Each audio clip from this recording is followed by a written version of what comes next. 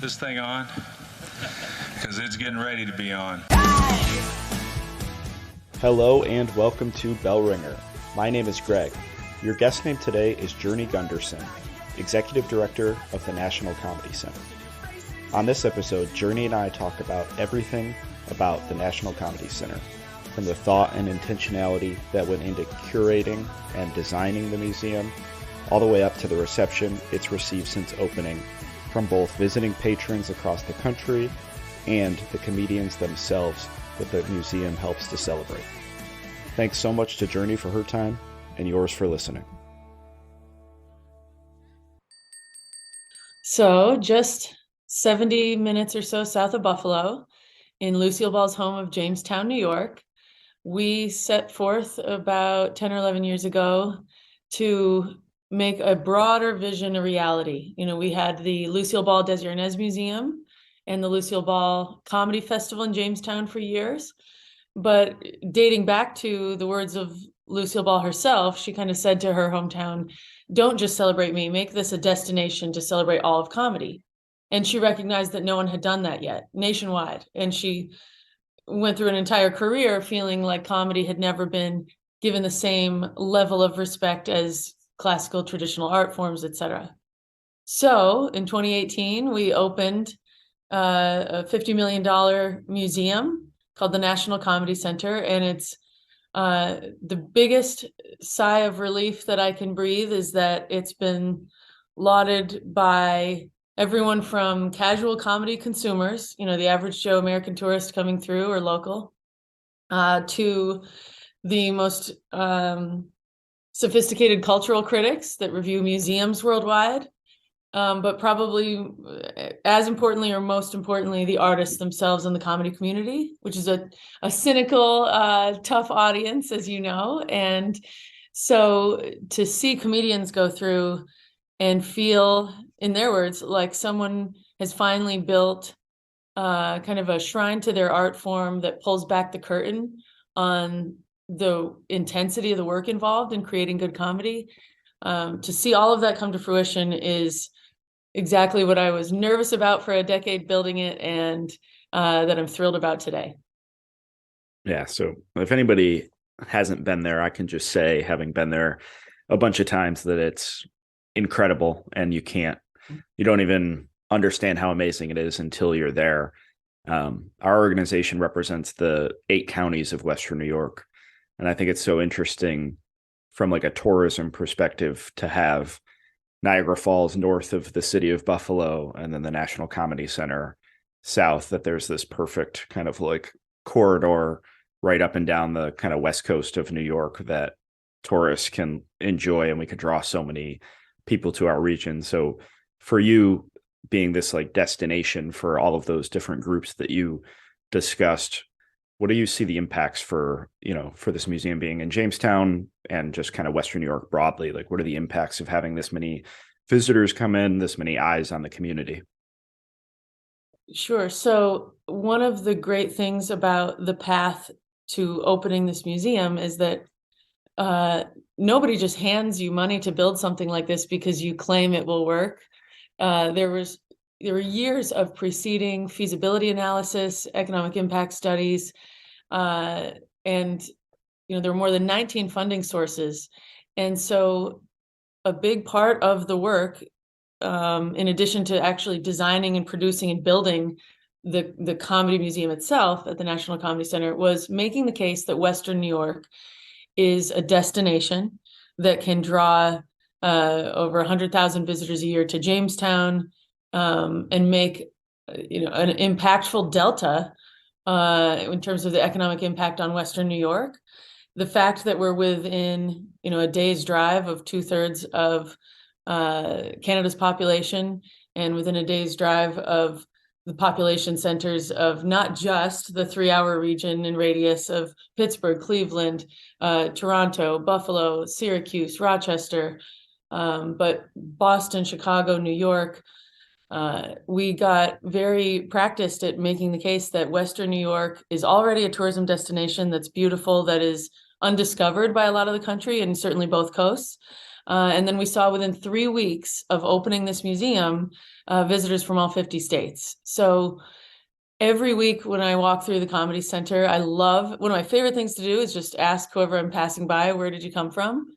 And while it is, I'm happy to say it's often the Buffalo region, it's as often somewhere in the Midwest or somebody from New York City or Los Angeles.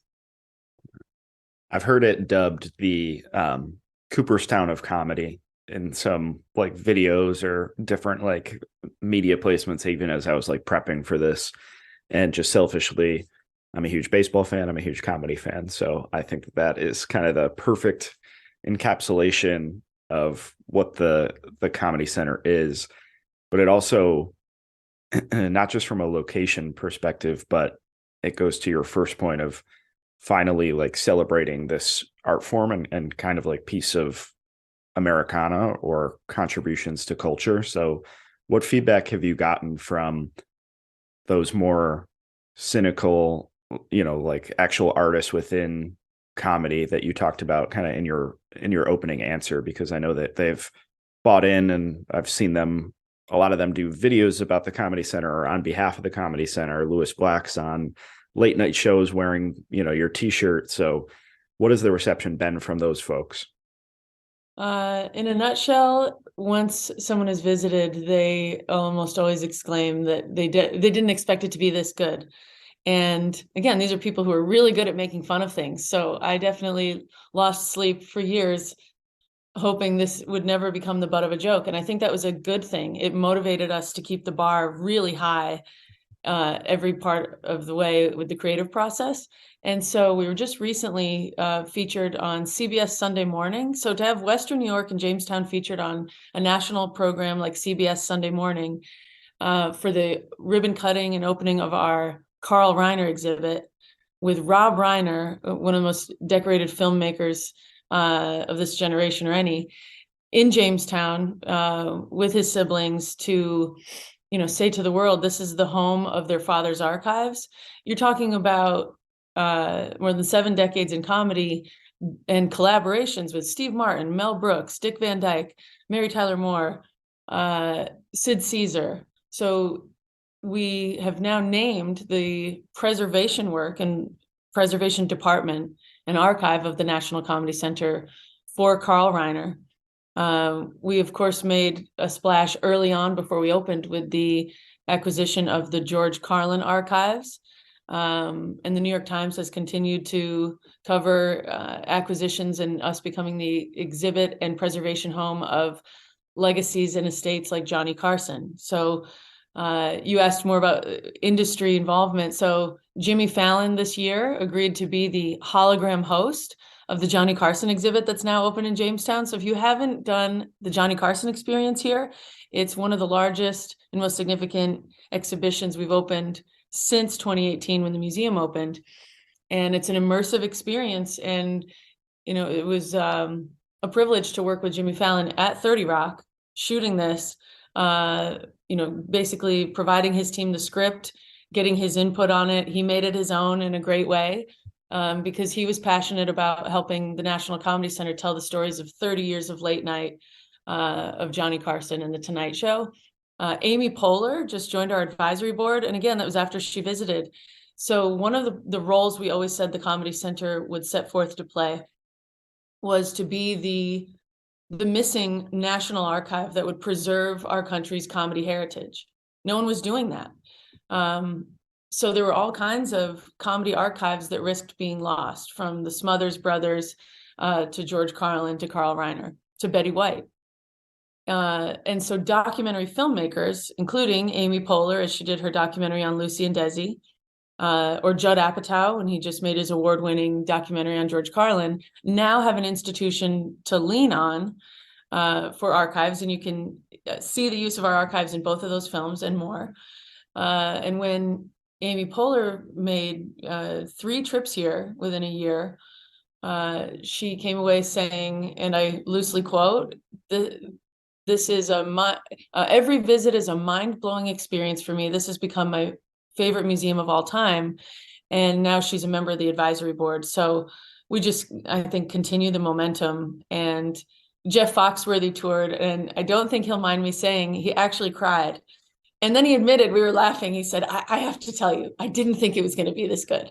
You know, he was kind of acknowledging the perception people have of places that aren't New York, Chicago, or Los Angeles, right? So he's coming to town going, I've heard about this comedy museum. I've heard it's good, but it's in Western New York. It's in Jamestown. And upon touring, he was sort of brought to tears and said, you know, finally someone has sort of done this examination of the craft that I've made my lifetime career out of. And so he was really moved and now has become a significant donor. So let's talk about some of the exhibits within the Comedy Center, because I think part of what makes the center so incredible is the breadth of comedy that it covers and celebrates. So there's, you know, a prop room. There's things about comic strips, like stand-up, late night. So tell us a little bit about just kind of the breadth, and it feels like the intentionality that you helped build it with to make sure that you celebrated that entire spectrum. Awesome question. Thank you for asking that. Our official tagline is "The story of comedy lives here," which is the truth. Unofficially, I tell people it's like someone curated comedy's greatest hits, and your visit to this museum is enjoying those. So I can't think of a person who doesn't enjoy it here and hasn't or wouldn't. And one of the things that somehow we got right, but was one of the most difficult, it sounds cliche to say there's something for everyone or for all ages, but it's absolutely true. We welcome a lot of retiree senior citizen bus groups who are absolutely relishing in seeing old clips from Sid Caesar's Your Show of Shows or the Dick Van Dyke Show. But what's magical is that we're making connections between generations. So most people visit a museum with someone of another generation or age cohort. And so you'll see on the Comedy Continuum, my favorite exhibit, which is a more than 70-foot wide interactive touchscreen interface.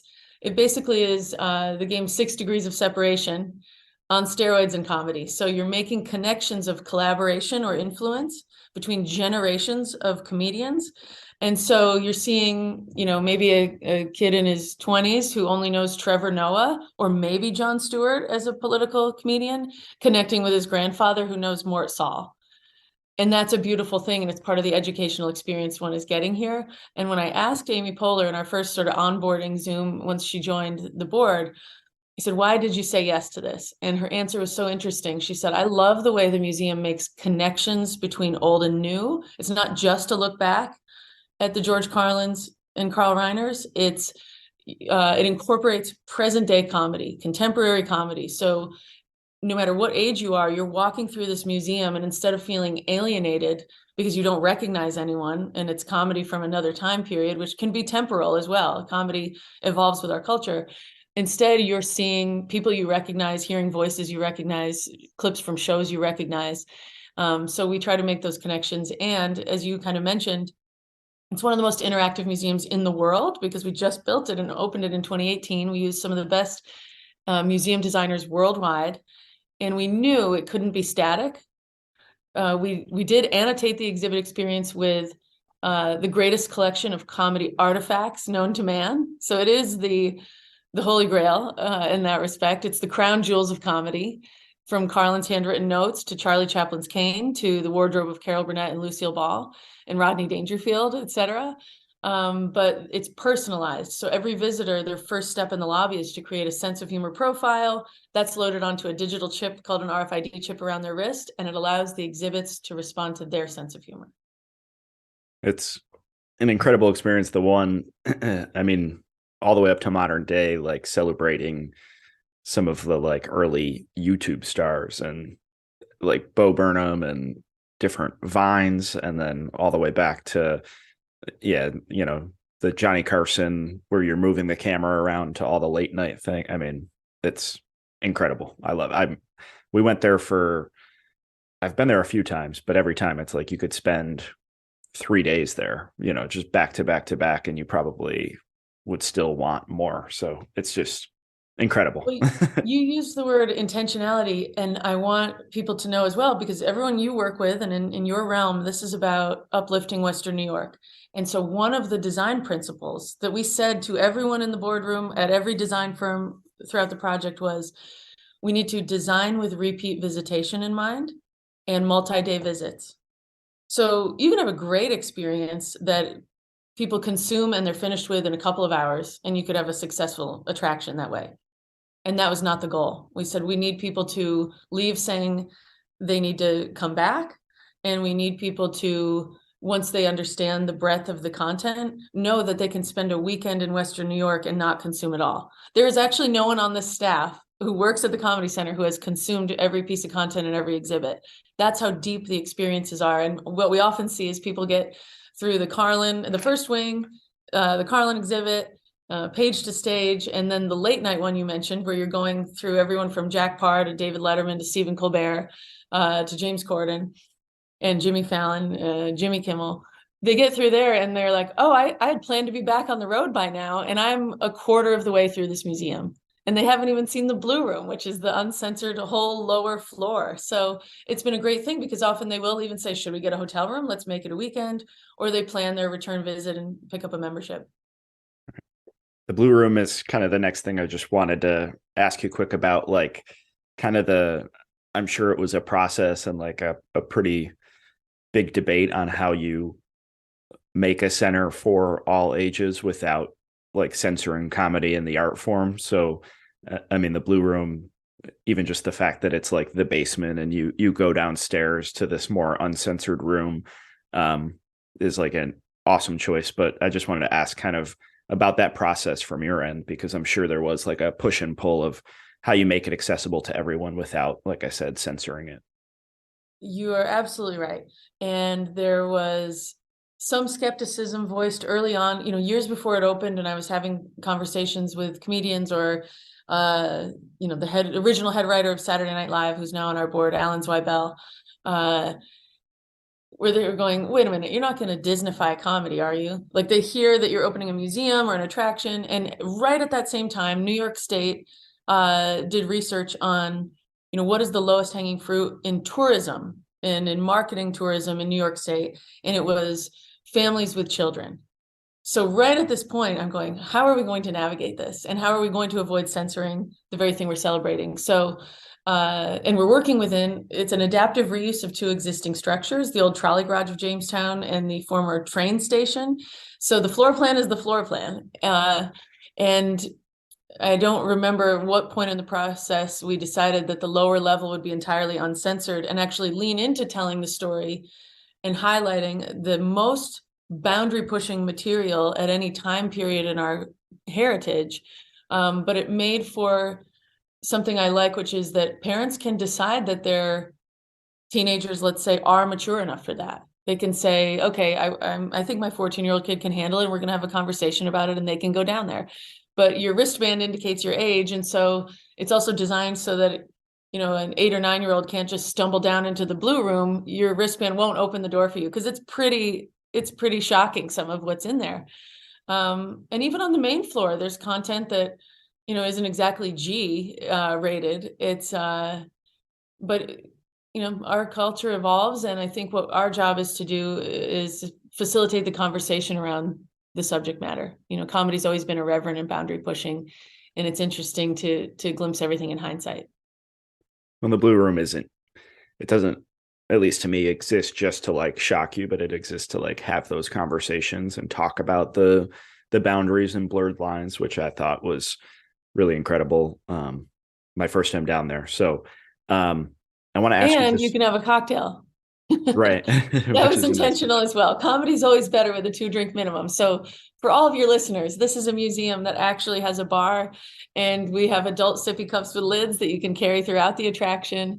And it's not a coincidence that we put the bar in the comedy karaoke lounge, which is where visitors can get into the act and with a teleprompter perform some of the greatest stand-up bits of all time. The courage that sometimes is gained from having the bar in there helps. Certainly, yes. I spend one of my favorites too in the Blue Room is the exhibit about the roasts and watching like Oh, old yeah. White House Correspondents' dinners, and incredible. I could go on all day about Hey, some of the things I love. you said White House Correspondents' Dinner, and I would be remiss if I did not bring up that yesterday marked the passing of Mark Russell, Western New York native, beloved comedian, uh, advisory board member of the National Comedy Center, friend. Uh, I, he 40 years ago this month, uh, April 1983, Mark Russell was the headliner of the White House Correspondents' Dinner. And from that point forward, it was comedy annually as a tradition. So that tells you how well he did. And in that time period, it had been a mix of cabaret and variety. And ever since 40 years ago this month, with Mark Russell's performance, it became an annual tradition in comedy that now everyone nationwide has grown to respect, not just in Washington. And so he deserves a lot of credit. And I have to say that W. Kamau Bell, fantastic comedian and commentator on social issues, when he visited Chautauqua Institution for the National Comedy Center Comedy Week we produced, and I introduced him to Mark Russell on one of the famous sort of porches and parties at Chautauqua, he said, "Oh my gosh, Mark Russell is one of the reasons I got into comedy, because he remembered watching him on PBS as a child." So we're always celebrating comedy's heritage, and I'd be remiss if I didn't say that Mark Russell is a special legacy in Western New York and comedy's heritage as a whole. It's an incredible note. And it kind of it pivots well into my next question. I mean, you get to meet so many incredible comedy icons in your line of work. I was wondering if there's been a moment where maybe you felt starstruck or like even nervous to meet somebody that you were finally getting to meet. Oh, that's a great question. I whatever it is, if it's a gene or a trait, I don't know. Fortunately, I think I don't tend to freak out too badly, even though some part of my brain is absolutely appreciating the moment. I've generally been able to hold it together, I think. Uh, I remember meeting Jerry Seinfeld when he came to town, and that was a big name for us to have booked in 2015 because we didn't open the museum until 2018. Um, and talking to him about the concept, and he made a point that was from more of a global perspective, which I appreciated, which is that, here in the United States, we made comedy, we took it and made it an entire entity and world in artistic juggernaut of something that had just never been done before. And this is a uniquely American art form. And it was kind of validating at that point in the project to think of it that way, that this isn't just, hey, let's build this in the United States to celebrate the art form that everyone knows and loves. It was, let's also celebrate that this is one of the uniquely American art forms that we should be, as a nation, taking credit for. Definitely. You obviously must still have stressful days at work. When those days hit, what exhibit do you go to calm down or have a laugh? Absolutely, the prank seat. Okay. If you just want to shut your brain off and laugh, hidden within the museum is a prank seat that is not labeled, but you can imagine what happens. And I laugh when people enjoy it, because in building the museum on quite a timeline that was really aggressive, where we had to be approving hundreds of pieces of content and clips and commentary and contextualization and historic references and graphic panels and design and paint colors and acoustic treatments. And I had to approve 25 different styles of farts for the fart bench. And I had feedback. So anyway, it's very well curated, and nobody doesn't love it. One of my favorite things actually was Mark Russell, again, this astute political commentator with such brilliant and clever ditties and songs and parodies about that day's news.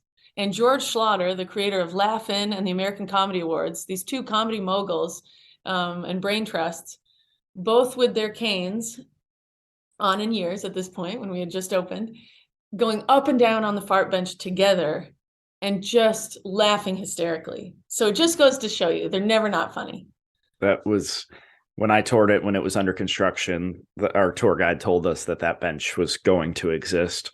And that's my favorite thing to tell someone, that if I'm bringing someone new through the museum, like, just, sit down over there. Yeah, it actually bothers me because I go, oh, we could have opened 4 years earlier and saved $40 million if we just made a museum full of fart benches. It's just that popular. Yeah. So we talked about how you can personalize your experience with the wristband. I wanted to super quickly, just 3 questions, kind of personalize your comedy profile. So do you have a favorite stand-up comedian? Because these are some of the questions that you get asked as you enter the museum. That helps you scan it in at each exhibit, and it helps curate your experience. So do you have a favorite stand-up? It's a tough question to answer, but I really love Sarah Silverman and Paula Poundstone. How about a favorite sitcom? Well, what comes to mind recently, because it's been a topic here in terms of updating content, is that I really appreciated Schitt's Creek. Talk about connecting generations, of comedy greats. So yeah, that's my answer there. Perfect choice. And then last one, we talked about the late night museum or exhibit where you're moving around the camera. Did you have a favorite host or lean towards one of those shows? Ooh, controversial. I'm afraid. I mean, people are so passionate about their late night hosts. Exactly. If you're a Letterman fan or a Letterman nerd, and I say that affectionately, you could spend all day here just deep diving on that. And people are very passionate about it. I'll allow a pass if you need to. I'm a Colbert fan. Okay. Great choice. Well, I appreciate all your time so much. This has been an awesome conversation. Before I let you go, we always end on a couple hard-hitting kind of Buffalo or general themed Blizzard round questions, we call it. So we'll do that quick, and then I'll let you get out of here. If you were a flavor of ice cream, what would you be? Vanilla, because Paul Morrissey, the comedian we had last weekend, did the greatest joke about someone in the audience who loved vanilla ice cream and just kept hitting home on how they were so bland, and you had to be there, but it was great. So that's top of mind. So I'll say vanilla in case somebody has a punchline around it. What's a book or TV show that you'd recommend? Mindy Kaling's last book and Tina Fey's Bossy Pants. Do you prefer a text or phone call? Depends on the topic. Completely. Do you prefer hiking or skiing? Snowboarding. Good choice. How about we're in Western New York. How about Bills or Sabres? Bills. And the last question. I don't. I love them both. That's the only right answer. It's tough. Yes. Last question. Most important one. For your chicken wings, do you prefer a drumstick or a flat? Oh, I ask myself that a lot. While I'm eating them, I think I like the drumstick, and then I have a flat and I go, oh, but this is also delicious. So it's a tough one. Drumstick. That's a good way to live if you like both. Yeah. The fact that I'm still contemplating it every time I have wings, that's how much I'm enjoying it. Yeah. Awesome. Well, I appreciate your time in this conversation so much, and just your work at the National Comedy Center. I think it's amazing for Western New York. So thank you so much. Thank you so much for having me, Greg, and for visiting frequently. Come back soon.